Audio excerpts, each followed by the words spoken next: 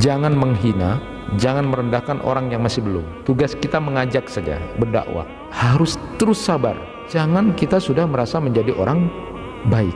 Merasa menjadi lebih baik itu adalah cara berpikirnya iblis. Hati-hati, modelnya iblis, dan itu bisa jatuh.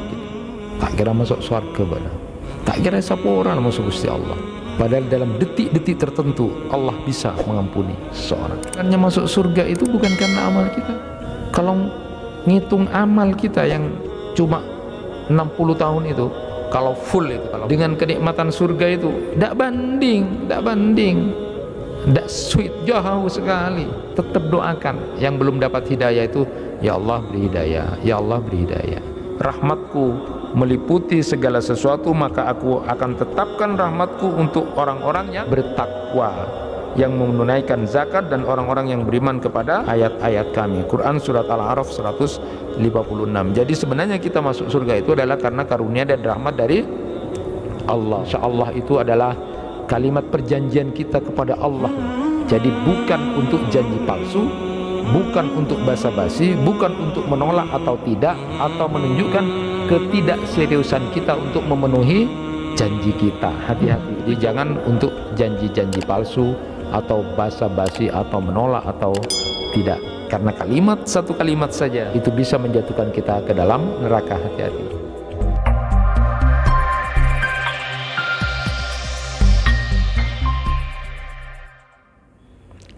Assalamualaikum warahmatullahi wabarakatuh. Alhamdulillahi rabbil alamin, wabihi nasta'inu ala umurid dunya waddin. Ashhadu an la ilaha illallah wahdahu la syarikalah, wa ashhadu anna Muhammadan abduhu wa rasuluh. Allahumma salli wa sallim wa barik ala nabiyyina Muhammad wa ala alihi wa ashabihi ajma'in. Rabbi shrah li sadri wa yassir li amri wahlul 'uqdatam min lisani yafqahu qawli. Amma ba'd. Bapak-bapak, ibu-ibu, jamaah kuliah maghrib yang dirahmati Allah, pada kesempatan kajian kali ini kita akan mengkaji tentang kalimat insyaallah. Beberapa waktu yang lalu kita sempat kemudian dihebohkan tentang kalimat insyaallah itu penulisannya tidak benar, terus harusnya begini, harusnya begitu gitu ya. Karena kalau insyaallah itu bisa berarti membuat Allah, mengarang Allah dan sebagainya, jadi harus benar. Nah, koreksian tentang tulisan insyaallah itu bolehlah untuk dijadikan kita lebih berhati-hati. Tetapi jauh lebih dari itu, jemaah yang dirahmati Allah, saat ini kita akan lebih mengkaji lebih dalam bagaimana kalimat insyaallah itu tepatnya, bagaimana, lalu bagaimana secara hakikat tentang insyaallah itu. Karena juga tidak hanya sekedar tulisan insyaallah itu perlu dikoreksi, walaupun ada orang yang tidak peduli, pokoknya maksudnya insyaallah itu jika Allah berkehendak sajalah, tulisan salah tidak ada masalah gitu kan. Tapi justru yang perlu dikaji itu sesungguhnya adalah ontologi tentang insyaallah itu. Apa sebenarnya kalimat insyaallah itu? Karena di Indonesia kadang-kadang justru insyaallah itu salah kaprah dipakai. Biasanya kalau mau nolak orang itu ndak enak, maka bilang insyaallah. Jadi aku dah tak ada tega gitu kan, dah ada tega insyaallah, aku dah tak ada tega tapi tak nyaman terus insyaallah. Nah itu salah besar itu nanti. Terus ada juga karena tidak yakin gitu ya, tidak yakin terus bilang insyaallah. Atau kemudian janji-janji palsu, janji-janji palsu dengan insyaallah itu juga lebih berbahaya. Jadi bukan hanya sekedar tulisan tapi sebenarnya insyaallah itu, tetapi kita harus tahu dulu insyaallah itu apa maksudnya dan bagaimana. Jamaah yang dirahmati Allah, saya mulai dari kitabnya Syekh Al-Muqbil Al-Wadi'i itu, dalam At-Tajul Al-Muqallalnya itu beliau bercerita sedikit sesuatu yang lucu tentang insyaallah itu. ada seseorang yang hendak pergi ke pasar, mau beli keledai, mau beli himar gitu ya. Lalu dia berkata kepada istrinya, bapak ini atau seorang laki-laki ini berkata sama istrinya, dia bilang begini, "Sa'adhabu ghadan li astari himara." Besok saya akan pergi ke pasar untuk membeli keledai gitu ya. Bapak ini tidak bilang insya Allah, pokoknya dia yakin, dia bilang sama istrinya, besok saya mau beli himar, mau beli keledai gitu. Lalu kemudian istrinya itu mengingatkan, faqalat lahu imra'atahu kul insyaallah. Katanya istrinya, ya Pak, ngomong insya Allah lah gitu, jangan kemudian besok saya mau beli keledai gitu. Terus istrinya bilang, diingatin insya Allah gitu. Tapi apa jawabnya suaminya ini atau bapaknya ini ketika dibilang begitu? Faqal limada an-nuqud fi jaibi wal himar fi suq. Ngapain juga bilang insya Allah, katanya kan, jelas-jelas saya sudah punya uang, ada uang di sakuku, dan keledai ada di pasar gitu kan, ngapain juga bilang insya Allah. Saya sudah pasti punya uang, uang ada di saku saya, lalu kemudian keledainya ada di pasar, jadi tidak perlulah, tidak penting bilang insya Allah itu, katanya. Itu diingatkan sama istrinya ya. Nah, makanya tugas istri juga mengingatkan suami, takut suaminya lupa gitu Bu, diingatin. Jadi kalau suaminya agak banter gitu, agak gimana gitu, terus ambu on laon ngaenga salah senta, itu tugas istri. Jadi dari apapun itu tugas istri. Nah, besoknya ceritanya, besoknya sudah sang suami ini atau laki-laki ini sudah pergi ke pasar.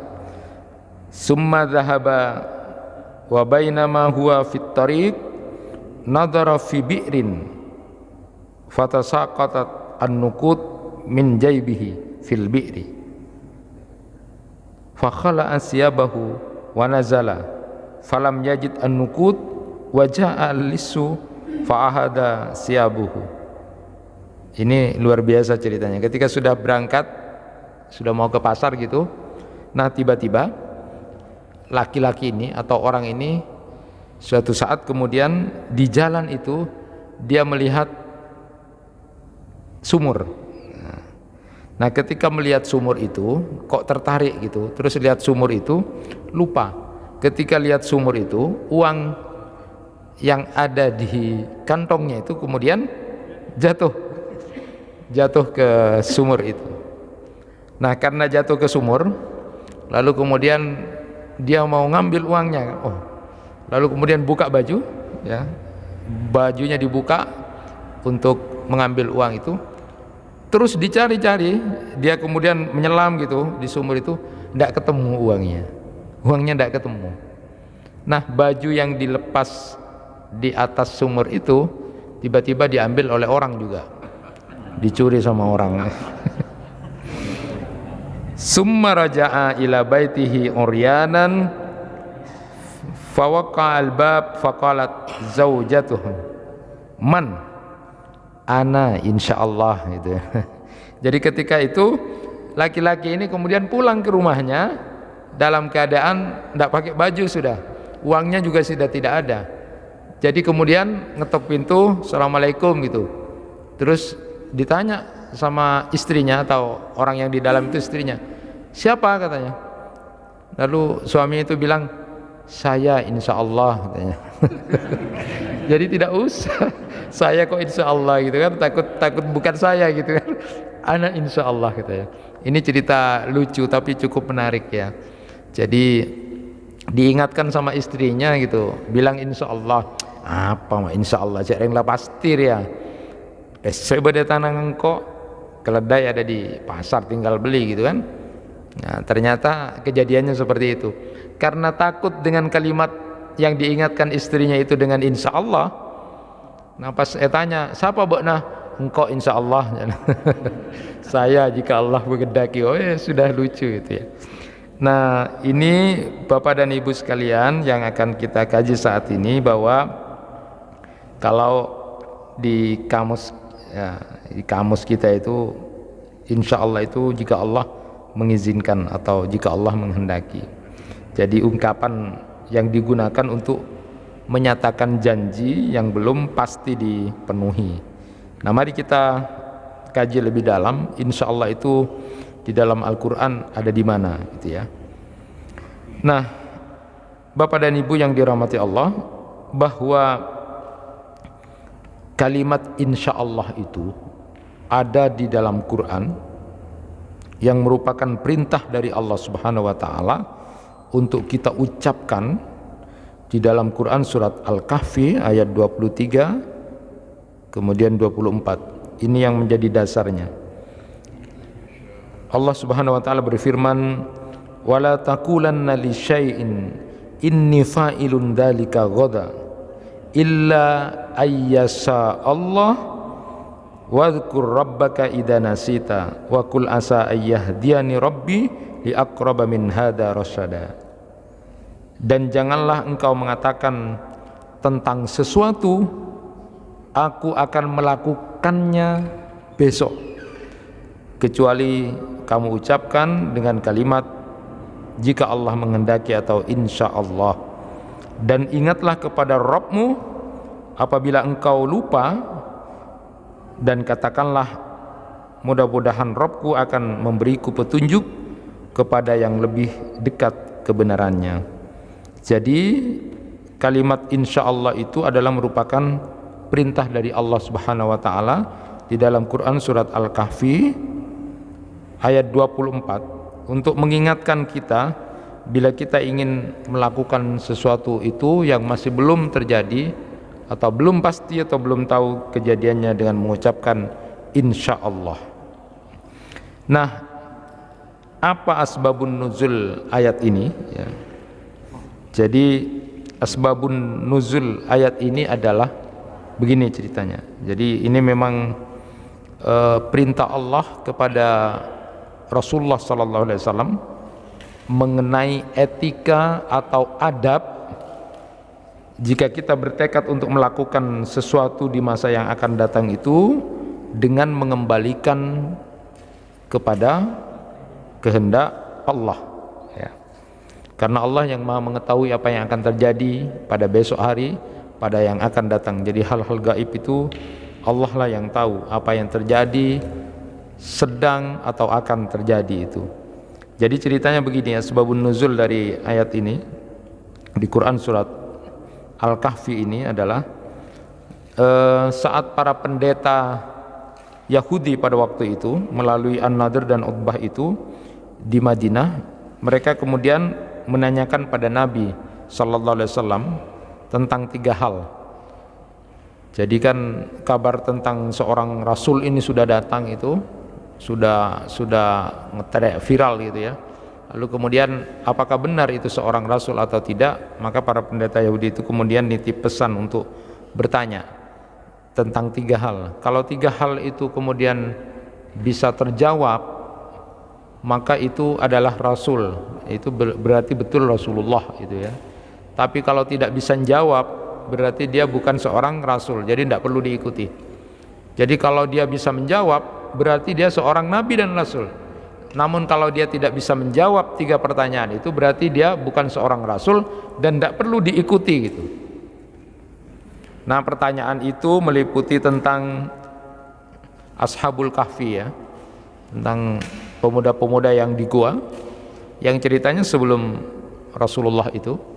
Lalu cerita tentang seorang pengembara yang mengembara barat timur, lalu tentang ruh. Itu 3 pertanyaan yang dititipkan kepada An-Nadir dan Utbah. Sampai kemudian disampaikan kepada Rasulullah tentang hal itu, lalu Nabi SAW mengatakan, ya besok saya jawab gitu. Tapi Rasulullah tidak pakai insya Allah, ya sudah besok saya jawab. Ternyata itulah teguran Allah sebagai sebuah adab, pembelajaran buat kita. Saat itu ternyata Nabi Muhammad SAW tidak mendapatkan wahyu sampai 15 hari. Coba bayangkan, janji besok ternyata sampai 15 hari. Itulah yang membuat kemudian Nabi sendiri cemas, sedih juga gitu. Lalu kemudian pada saat itu omongan orang-orang pada waktu itu, omongannya, oh itu enggak benar, itu enggak bisa jawab, katanya besok, tapi sudah sampai 15 hari ini tidak ada jawaban. Nah itulah ternyata di situ maknanya adalah Allah memberikan pembelajaran bahwa saat kita kemudian berjanji sesuatu yang pasti, itu tidak boleh kecuali harus ada kalimat insyaallah. Nah, inilah pembelajaran dari Allah kepada Nabi kita, dan sebenarnya untuk kita adab dan etikanya saat kita janji untuk melakukan sesuatu harus dengan kalimat insyaallah. Dan kita tahu Bapak dan Ibu sekalian, sebelum kita lanjutkan, bahwa memang surat Al-Kahfi ini kemudian memberikan jawaban terhadap pertanyaan-pertanyaan itu, dan disitulah kita banyak belajar tentang jawaban yang diberikan Allah tentang 3 pertanyaan itu. Nah, surat Al-Kahfi ini yang kita tahu keutamaannya diantaranya adalah di tafsir Ibnu Katsir itu disebutkan, pertama adalah melindungi dari hal-hal yang tidak baik, semacam gangguan dari binatang atau mungkin ada sesuatu yang tidak baik. Jadi Imam Ahmad itu meriwayatkan ada seorang lelaki yang seseorang itu ternyata adalah Usaid bin Khudair, ya, membaca surat Al-Kahfi. Lalu setelah dia membaca surat Al-Kahfi itu, ada rupa-rupanya binatang yang kemudian pergi dari situ karena mendengar bacaan surat Al-Kahfi itu. Saat itu diadukan kepada Nabi SAW, beliau bersabda, Iqra' fulan fa innaha sakinah tanzilu indal Qur'an atau tanazzalat lil Qur'an. Bacalah fulan surat Al-Kahfi itu, sebab yang kamu alami adalah ketenangan yang turun berbarengan dengan Al-Quran, atau turun karena Al-Quran dibaca. Hadis riwayat Bukhari Muslim. Jadi kalau baca surat Al-Kahfi itu keutamaannya adalah memberikan ketenangan, dan kita kemudian terlepas dari gangguan yang mungkin muncul pada saat itu. Itu yang pertama. Yang kedua, masyhur juga surat Al-Kahfi itu adalah bisa melindungi dari Dajjal. Man hafidha asra ayat min awwali suratil kahfi musimat dajjal. Siapa yang menghafal 10 ayat yang pertama dari surat Al-Kahfi, maka dia akan terlindungi dari Dajjal. Dan di riwayat lain ada 10 ayat yang terakhir.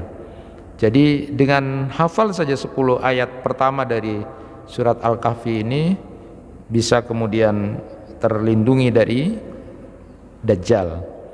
Dan yang ketiga adalah, dan ini yang masyhur adalah, apabila kita membaca surat Al-Kahfi itu di hari Jumat, malam Jumat atau di hari Jumat, nanti akan menjadi cahaya penerang kita pada saat di hari kiamat. Man qara'a surat Al-Kahfi fi yaumil jum'ah adha'a lahu minan nur ma bainahu wa bainal jum'atain. Siapa yang membaca surat Al-Kahfi ini pada hari Jumat, maka dia akan mendapatkan pancaran cahaya di antara 2 Jumat yang dilaluinya. Jadi intinya nanti pada hari kiamat dia juga akan mendapatkan cahaya pada saat di hari kiamat. Itu di antara keutamaan kita membaca surat Al-Kahfi. Jemaah yang dirahmati Allah, saya lanjutkan. Jadi ucapan insyaallah itu adalah bahwa meyakini bahwa semua yang akan terjadi itu atas kehendak Allah. Itu yang harus kita yakini. Jadi kalimat insyaallah itu, umat Islam percaya bahwa semua berasal dari kehendak Allah. Manusia itu tidak punya daya dan kekuatan melainkan karena dari Allah. Kalimat insyaallah ini menunjukkan sifat keterbatasan manusia, sifat kelemahan manusia. Manusia hanya berusaha, tetapi yang menentukan adalah Allah. Ini supaya benar cara berpikirnya tentang insya Allah ini. Manusia diajarkan oleh Allah untuk berencana, berusaha, lalu mempersiapkan diri atas apa yang diinginkan pada hari-hari berikutnya atau keinginannya pada berikutnya. Itu di dalam Quran surat Ar-Ra'd ayat 11 sering juga kita dengar, innallaha la yughayyiru ma biqaumin hatta yughayyiru ma bi anfusihim. Sesungguhnya Allah tidak akan mengubah keadaan satu kaum sampai mereka mengubah keadaan mereka sendiri. Jadi Islam itu mengajarkan kita untuk berusaha, berencana, mempersiapkan atas apa yang akan terjadi besok. Ya, kita berusaha, tapi yang menentukan semua adalah Allah. Di dalam Quran juga, Quran surat Al-Hasyr ayat 18, Allah Subhanahu wa taala berfirman, ya ayyuhalladzina amanu taqullaha wal tandur nafsum ma qaddamat lighad wattaqullaha innallaha khabirum bima ta'malun. Jadi Allah menyuruh kita, wahai orang-orang yang beriman, bertakwalah kepada Allah, dan hendaklah setiap orang memperhatikan apa yang kemudian menjadi sangu untuk akhiratnya. Jadi kita disuruh bersiap, merencanakan, berpikir tentang apa kesiapan kita kalau sudah nanti di akhirat itu. Bertakwalah kamu kepada Allah, sesungguhnya Allah Maha tahu tentang apa yang kamu kerjakan. Nah, jadi jamaah yang dirahmati Allah, ucapan insya Allah itu bukan ucapan basa-basi atau alasan untuk menolak atau tidak yang sebenarnya ada dalam hati, cuma tak nyaman gitu kan. Jadi insya Allah bukan juga kalimat insya Allah itu untuk menunjukkan ketidakseriusan untuk memenuhi janjinya. Nah, makanya kan kalimatnya saja sudah bisa dibedakan itu, model insya Allahnya itu, insya Allahnya tebel apa enggak ya. Jadi kalau sudah ya insya Allah yakin ya, tapi kalau ya insya Allah lah, nah itu berarti berarti okur aku aja itu tak jawab. Nah ternyata ucapan insya Allah itu bukan untuk itu, hati-hati. Ucapan insya Allah bukan untuk basa-basi, bukan juga alasan untuk menolak atau tidak, juga bukan untuk menunjukkan ketidakseriusan kita untuk memenuhi. Justru insya Allah itu merupakan kesungguhan untuk memenuhi apa yang kita janjikan, tetapi dibarengi dengan ketawaduan, karena di situ ada kesadaran tauhid bahwa Allah lah tempat bergantung segalanya, sedangkan kita hanya berusaha. Jadi insya Allah itu dipahami percaya kepada takdir Allah. Jadi insya Allah bukan hanya janji kepada manusia. Kalimat insya Allah itu adalah bentuk janji kepada Allah. Tidak boleh digunakan untuk janji palsu, karena kalimat insya Allah itu adalah janji kepada Allah. Nah, ini hati-hati. Ini jauh lebih penting dari hanya sekedar tulisan insya, dipotong apa enggak, insya apa itu. Itu penting untuk kita ketahui, hanya untuk mengoreksi. Walaupun kita tahu maksudnya adalah jika Allah berkehendak, tetapi jauh lebih penting dari itu, insya Allah itu janji kepada Allah. Jadi bukan digunakan untuk janji palsu. Nah, sekarang gimana sekarang kalau sudah tahu begitu? Masihkah salah kaprah? Jadi insya Allah itu dipakai tak nyaman ngocak anjak, ya insya Allah lah gitu kan, beda gitu, insya Allah gitu, artinya nanjar tidak, itu basa-basi. Hati-hati ya. Jamaah yang dirahmati Allah, berkaitan dengan ini saya ingin menyampaikan hadis. Ada kaitannya tentang hal yang gaib, ya, tentang hal yang akan terjadi pada masa yang akan datang, kita tidak tahu antara kita dengan yang lainnya. Ya, ada kaitannya dengan masalah ini ya. Ada hadis yang cukup masyhur itu, saya ambil di kitabnya Syekh Tal'at Afifi Salim itu, Al-Qasasus Sahih fi Sunnah An-Nabawiyah. Riwayat ini sudah cukup masyhur ya. Saya bacakan hadisnya. Nabi SAW bersabda, kana rajulani fi bani Israel mutawahiyain fakana ahaduma yudhnib wal akhar mujtahidun fil ibadah. Dulu ada dua orang Bani Israel memiliki sikap yang berbeda. Satunya itu suka berbuat dosa, sedangkan yang satunya ahli ibadah. Nah, ini juga buat peringatan pada kita, pelajaran bahwa dulu di Bani Israel, kata Rasulullah, ada dua orang yang punya karakter yang berbeda. Satunya itu suka ngelakoni dosa, maksiat gitu kan. Satunya ini ahli ibadah. Fakana la yazalul mujtahid yara al-akhar ala dzanbi fayaqul aksir. Fawajadahu yauman ala dzanbin faqala lahu aksir.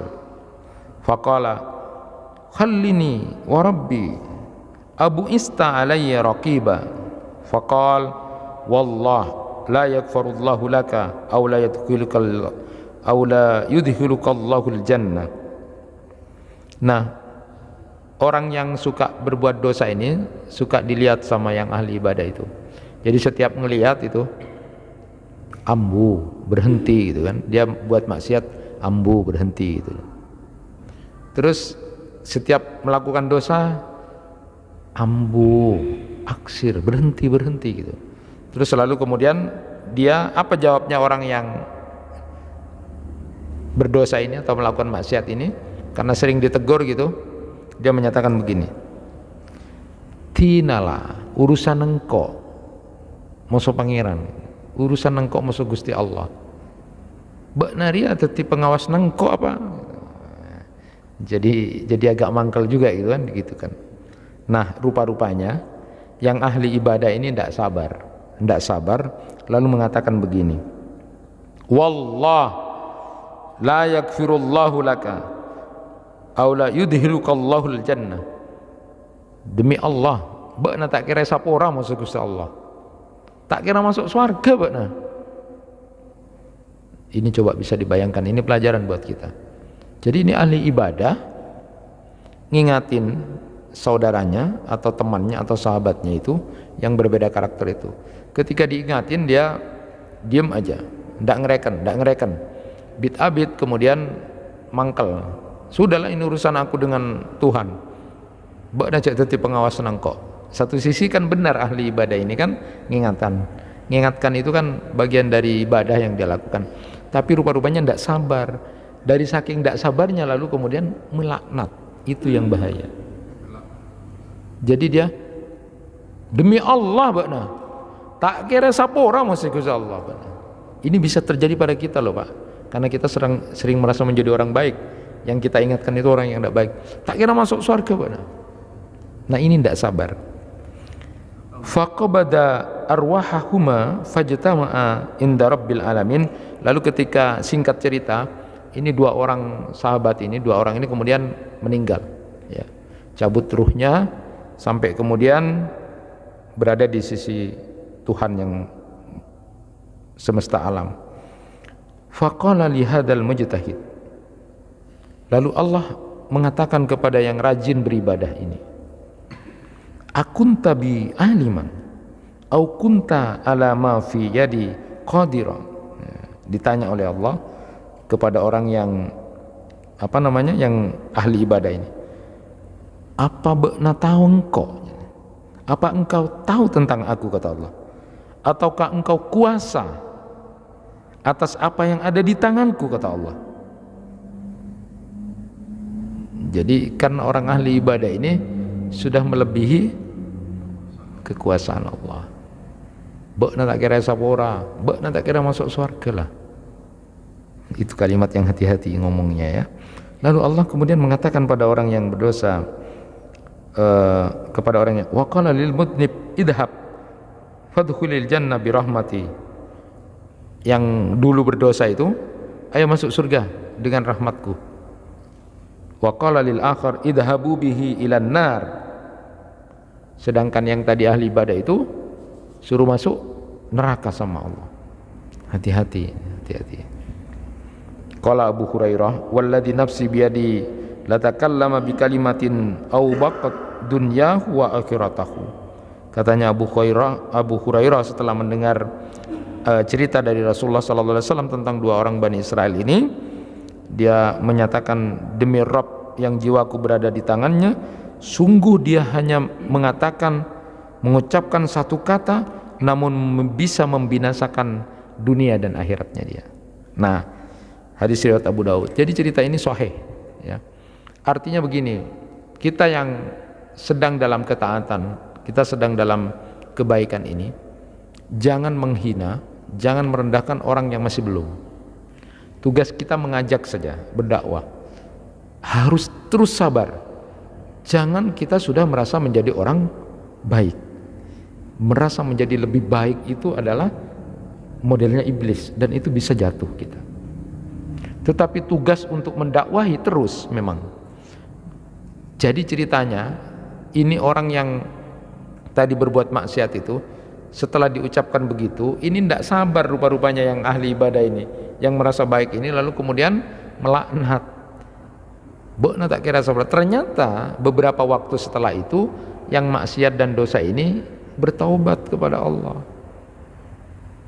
Lalu dengan waktu yang singkat, dengan taubatnya yang sungguh-sungguh, lalu kemudian Allah mengatakan, kamu masuk surga dengan rahmatku. Sedangkan Allah menegur orang-orang yang kemudian merasa baik dan ini, harus tetap sabar kita. Tidak boleh lalu kemudian mengatakan, tak kira masuk surga bana, tak kira siapa orang masuk Gusti Allah. Padahal dalam detik-detik tertentu Allah bisa mengampuni seseorang.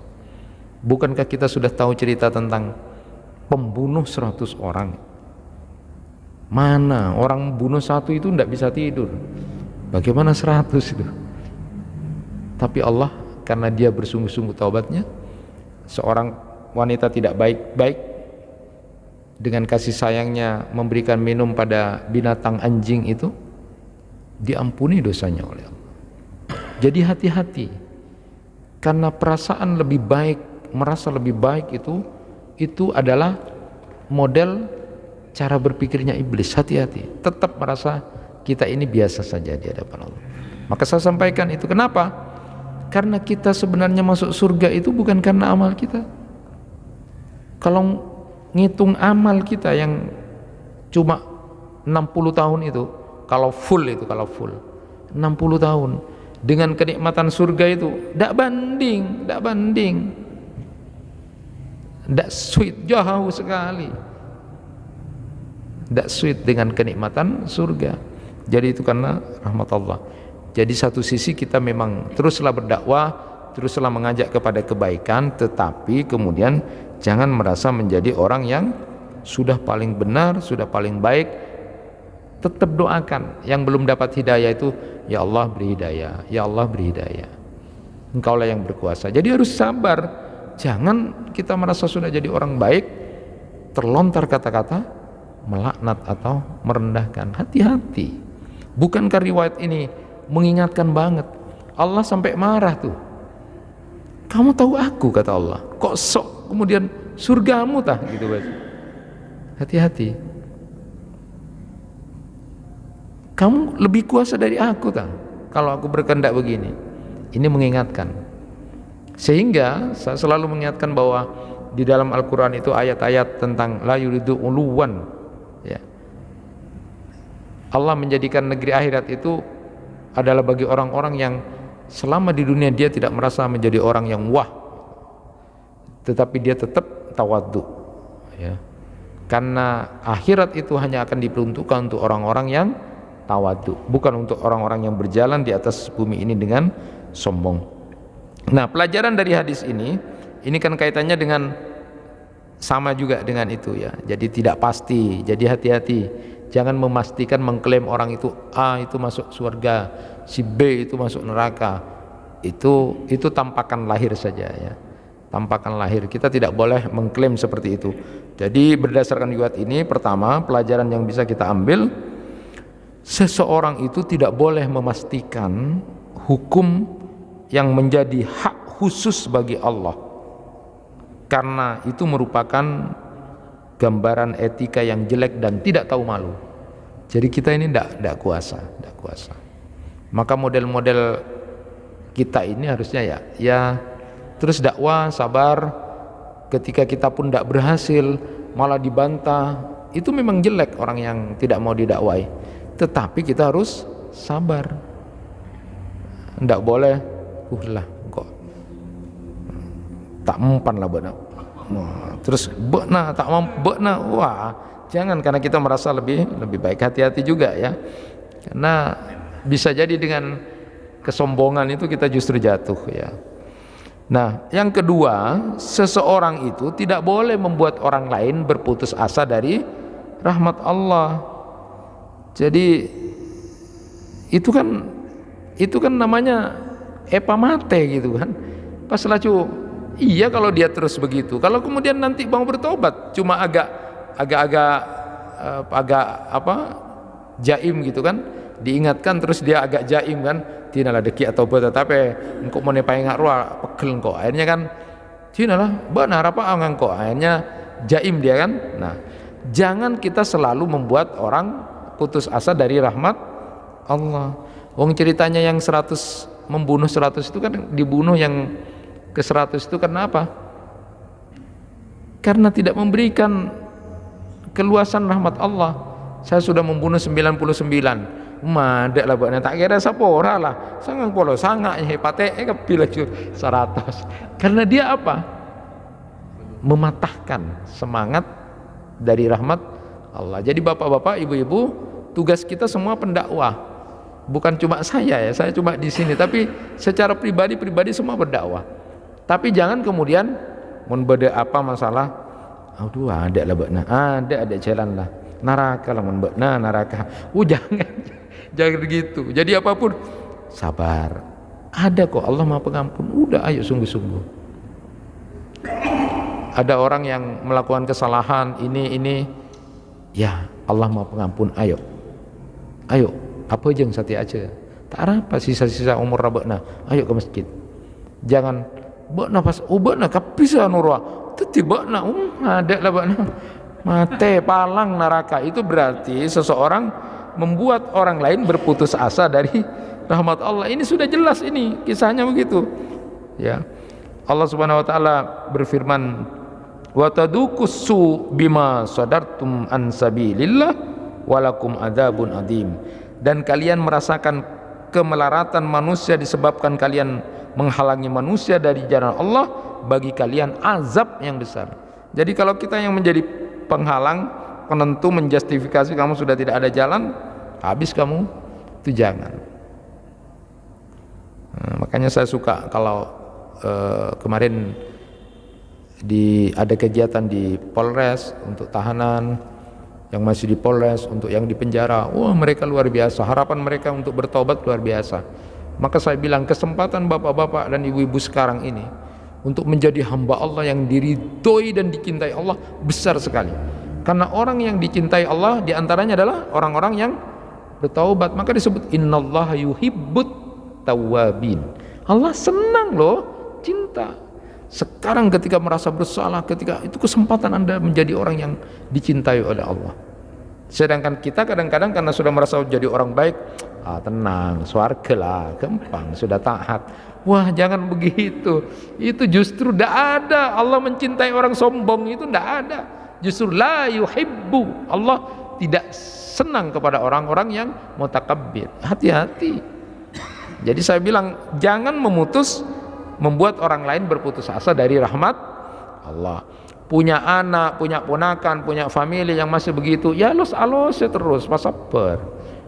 Dibudina, siapa tahu nanti nasihat-nasihat kita itu baru dapat hidayah dari Allah ketika dia akhir-akhirnya yang kok saben om main engko. Cek pas tahu besati ya pas, jangan, kita ini bukan Tuhan. Tugas kita itu adalah mengajak, bukan merubah. Nabi SAW saja yang kemudian apapun yang dilakukan oleh Rasulullah itu kemudian dikabulkan. Pamannya Abu Talib yang begitu sangat sayang, menjaga terhadap dakwah Rasulullah sampai tidak masuk Islam juga, padahal Rasulullah menginginkan itu. Nah itu artinya disitulah letaknya kalimat insya Allah itu. Jadi ada ketauhidan, ada kita disuruh berencana berusaha, tetapi Allah lah yang kemudian menentukan segalanya, supaya kita tidak menjadi orang yang melebihi Tuhan atau kemudian seperti Tuhan. Naudzubillah, itu justru tidak baik. Yang ketiga pelajarannya adalah kita disuruh bersikap berhati-hati untuk tidak mengatakan sesuatu dengan lisan yang bisa membuat binasa diri kita atau bahkan membinasakan diri kita dunia dan akhirat. Naudzubillah. Jadi ada riwayat hadis, riwayat Abu Hurairah radhiyallahu an, Nabi sallallahu alaihi wasallam bersabda, innal abda la yatakallamu bil kalimati mir ridwanillah la yulki laha bala yarfa'uhu Allahu biha darajat wa innal abda la yatakallamu bil kalimati min syahatillah la yulki laha bala yahwi biha fi jahannam. Sesungguhnya seseorang mengucapkan satu kata yang diridhoi oleh Allah, dia tidak menyangka bila dengan ucapannya itu lalu kemudian Allah naikkan derajatnya. Lalu ada seseorang yang mengucapkan satu kata yang dimurkai oleh Allah, dia tidak menyangka bila ucapannya itu menyebabkan dia dilemparkan ke dalam neraka jahanam. Hati-hati, sama seperti kejadian tadi itu. Ada orang yang dia ngomong sesuatu bagus, indah, memberi semangat ya, karena dosa besar itu salah satunya adalah berputus asa dari rahmat Allah. Apalagi kita yang menjadi provokator, tidak semangatnya seseorang memate karborang, itu bahaya, itu dosa besar. Makanya ada orang yang kemudian diangkat derajatnya oleh Allah karena omongannya bagus. Iya Pak sabar, iya cek, ayo yakin, ayo semangat, njak tak apa, bismillah Allah maha pengampun. Itu semangat-semangat. Tapi ada orang yang mengucapkan kata-kata yang dengan kata-katanya itu justru dimasukkan ke neraka jahanam. Loh, ini yang tadi itu ahli ibadah loh, bagus itu ibadahnya orang itu, tapi karena tidak sabar sampai kemudian mengatakan kata-kata laknat. Dan ini hadis yang saya bacakan tadi ini diingatkan, lebih ditekankan pada orang dalam kondisi marah. Biasanya kalau orang marah itu dengan 3 model macam marah, ada acting out, ada kemudian dumping, ada yang burying. Jadi model marahnya orang acting out itu adalah seperti orang yang buka jendela lalu kemudian ngomong lah sak ketika marah itu, wah mbok namun tak kapi sudah lega, tapi kapi selesai itu. Tapi orang-orang yang model marah acting out ini berbahaya, apalagi sampai dia mengucapkan kalimat seperti tadi itu, mun mbok nah kaisa pora, nah itu kalimat laknat. Jadi Imam An-Nawawi itu menyatakan bahwa ulama sepakat orang tidak boleh melaknat, merendahkan sesuatu, itu tidak boleh personnya. Kita boleh melaknat sifat-sifatnya. Bedakan. Kita haram hukumnya untuk melaknat seseorang, tapi kita boleh melaknat sifat-sifatnya. Contoh, orang tatoan itu begini-begini, tapi tidak bisa nah tatoan elaknat masya Allah. Jadi jangan personnya, tapi mun orang atatoria elaknat masya Allah, karena orang ini bisa berubah. Mun orang asanggul itu dilaknat oleh Allah, cek langsung umumkan arwah asanggul, arwah neraka lah, tak kira sapura elaknat masya Allah. Jangan personal. Jadi kita tidak boleh, tapi sifat-sifatnya sesuai hadis boleh. Misalnya orang yang kemudian makan riba, orang yang makan riba dilaknat oleh Allah, gini boleh, tapi tidak boleh sebut si A itu sudah itu sudah masuk neraka pasti. Jangan. Inilah membedakan di dalam kalimat ini pembelajaran, dan hati-hati pada saat kita sedang marah. Nah, jadi ibu, bapak kalau marah pada seseorang, biasanya itu jasa-jasanya disebutkan, muntah engkau, wah, orang semuanya tahu. Hati-hati, habis amal kita, habis kita merasa jadi lebih baik akan hancur. Orang itu yang kita kata-katain, yang kita laknat, lalu kemudian dia bertobat dan diterima tobatnya, habislah yang kita. Hati-hati ya, tetap kemudian bersabar. Jadi hati-hati dengan omongan, karena ada orang yang omongannya indah, bagus, itu justru memberi semangat. Tapi orang kata-katanya dengan provokator, menjatuhkan, menjelekkan, justru dia akan dimasukkan ke neraka. Walaupun dalam hadis itu disebutkan 70 tahun. 70 tahun itu lama loh. Bukan model 70 tahun hanya karena ucapan itu. Nah, ketika ditanya apa itu ucapan yang kemudian masuk 70 tahun itu, salah satu diantaranya ada ulama mengatakan, ulama hadis itu adalah qadzab. Qadzab itu menuduh berzina, padahal kita tidak tahu. Jadi kalau dengar cerita cakna pas ya. Benar tahu, enggak, engkau ngeding cari tanah. Itu bahaya. Ucapannya sedikit loh, tapi bisa menjatuhkan dalam neraka. Terakhir dari pelajaran dari hadis itu adalah bahwa memang masuk surga itu adalah karena rahmat Allah. Jadi kalimat idhab fadkhulil jannah bi rahmati, masuk surga dengan rahmatku kata Allah. Jadi menunjukkan bahwa masuk surga itu merupakan karunia dari Allah dan rahmat dari Allah. Dan itu sudah hadis yang sudah masyhur ketika Rasulullah sallallahu alaihi wasallam menyatakan la yudkhil ahadan amaluhul jannah, qalu wala anta ya Rasulullah, qalu wala ana illa ayyatagammadani Allahu bi fadlin wa rahmah.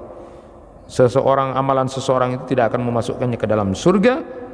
Lalu mereka bertanya, tidak pula engkau ya Rasulullah? Ya, termasuk aku kata Rasulullah, kecuali Allah meliputiku dengan karunia dan rahmatnya.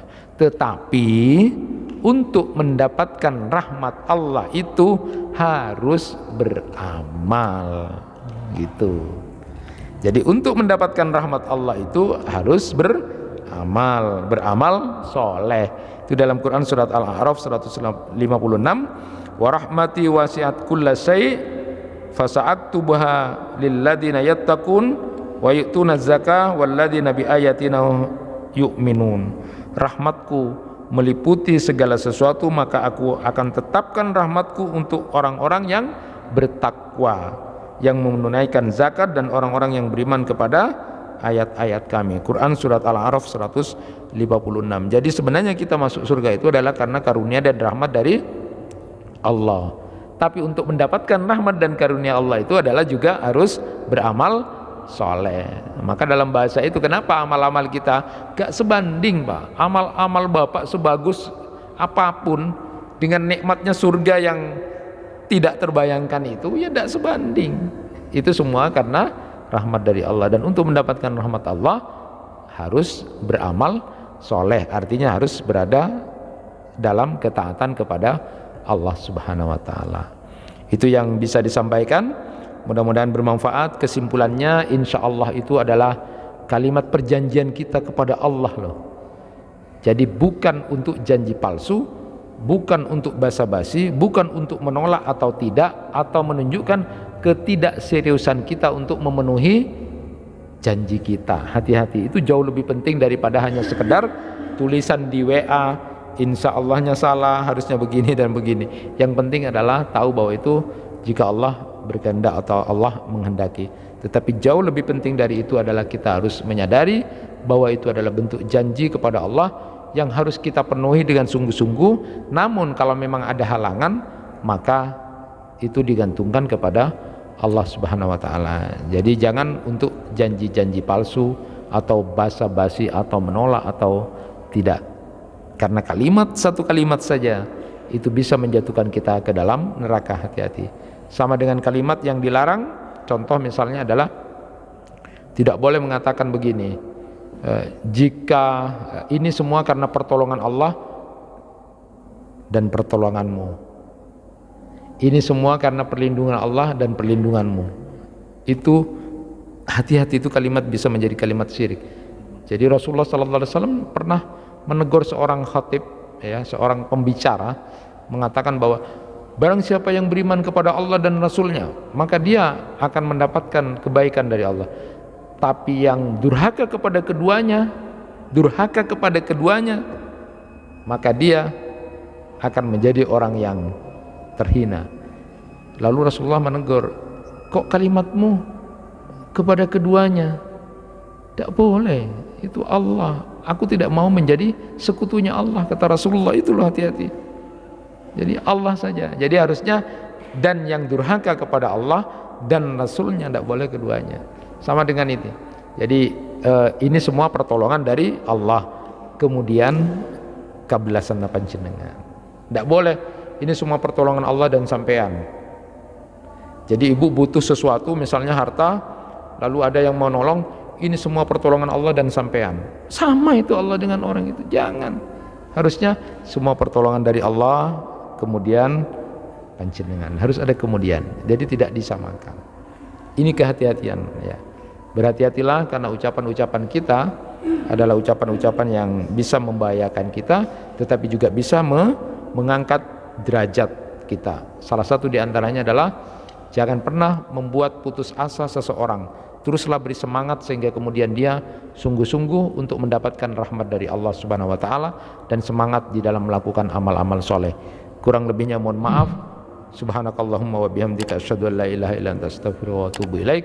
Wassalamualaikum warahmatullahi wabarakatuh.